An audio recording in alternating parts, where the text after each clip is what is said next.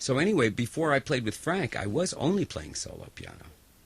And it was a gamut of from an Art Tatum, Teddy Wilson approach to Chick, to like Keith Jarrett, McCoy Tyner type of stuff. The difference being, though, is that I sing as well when I'm playing. So, but the freedom of playing solo piano is just unbelievable. You can just stop on a dime and jump over to Pluto. You know what I mean? In 1 second. And it's ballsy too. You know, it's never going to be the same as a band. Never have that intensity, but the intensity is calibrated in a different way. And I love playing solo piano. So when you started doing that scat singing, was Louis Armstrong a strong influence on you? Not really. Actually, my father was quite an influence. My father's a doctor. He's retired now. But he had his own brand of scat singing. And he was very much influenced by Ella. My dad also whistled. He was an improviser in whistling. So I have to credit a lot of my vocal improvisation to my dad. Whereas my mother was totally into opera. My dad was totally into jazz. So I had those both roots to begin with. And you sang along what you played?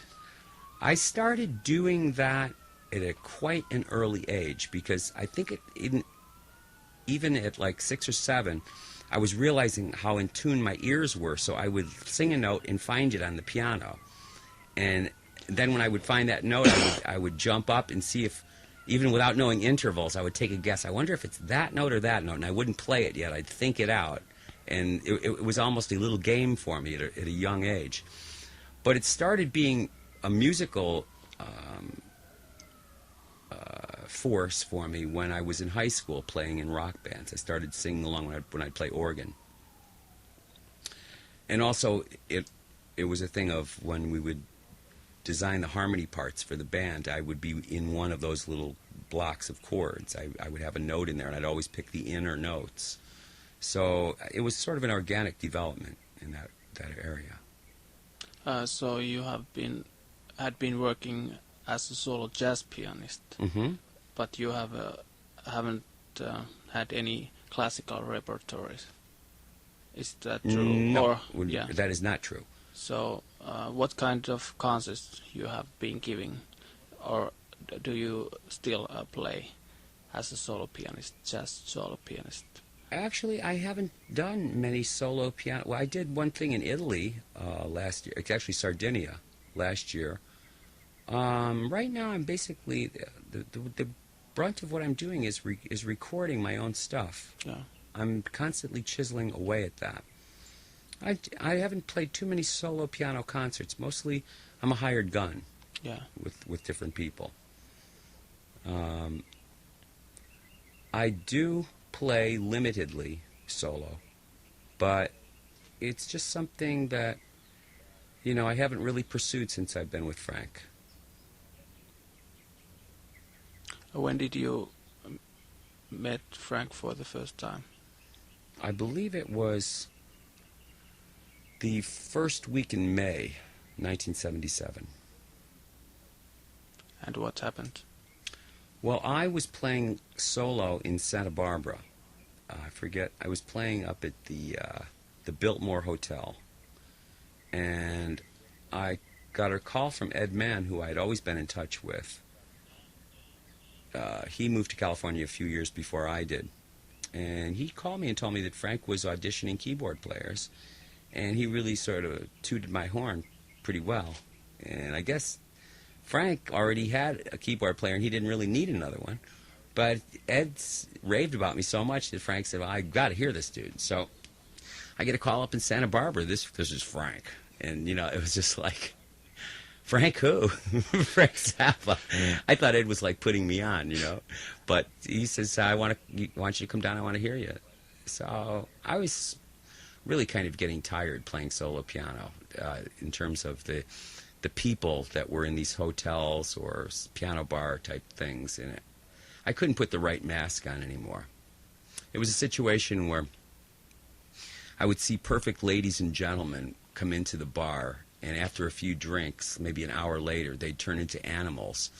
And they weren't really listening to the music, and they were really disrespectful even amongst themselves. And I was starting to just start scat singing to you, and just, you're just such a fucked up dude. What the hell do you see in this asshole, dear? You know what I mean? And I'd get fired. I get fired for doing that. But I couldn't put that mask on anymore. So it was like, when I got the call from Frank, it was like he was going to hire me to be me, you know, finally. And I was not really versed in his music at all. I knew Peaches and I knew King Kong. Those are the only two songs of Zappa that I knew. But it was no big deal, you know what I mean, because he appreciated what I did. I heard that you played also in churches before Frank Zappa. Oh, yes. Organ. Mm-hmm. Mm-hmm.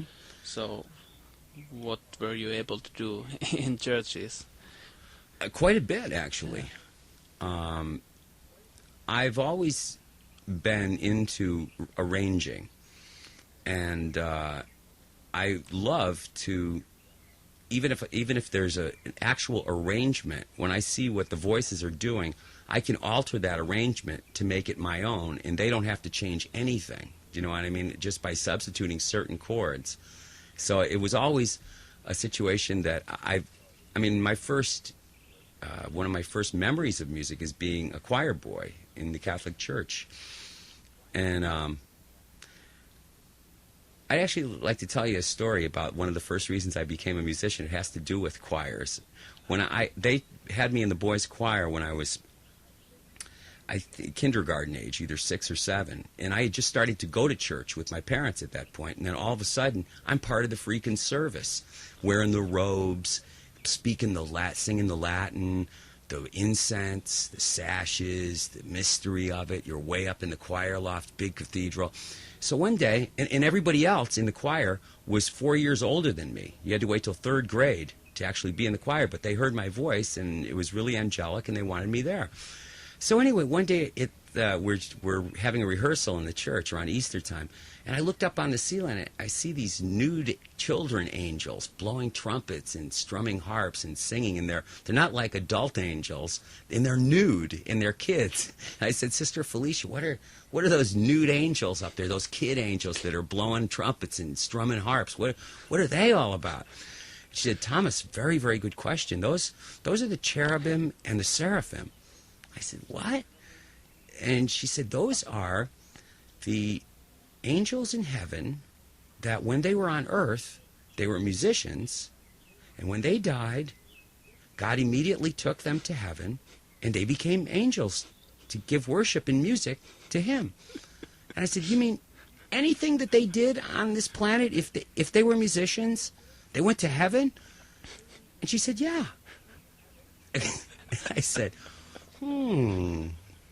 I got a ticket to ride. And, you know, for a long time, I always thought I could pull that marker out with God. You know what I mean? When I was little and, you know, I believed a certain Catholic way of thinking, it was always like, well, I got the inner track here, man. There's going to be no problems. Are you religious? I would not say that I'm religious at all. But I like to think of myself in a spiritual vein. I feel that I have some spirituality to me, but I don't really go for any organized type of religion. Were you a choir master as well? Yes. Mm-hmm. In Connecticut, I was a choir master. Yeah. How was that? I loved it. I loved directing the choir and playing the organ, and actually writing pieces too for the choir and arranging them. It's amazing what you can do, you know, if you have people that can read a little bit and sing a little bit, but have a dude that's a bitchin' like organ player and just has a vision of something. They don't have to be great, but I've always been in a situation where I could just add the electricity to the event.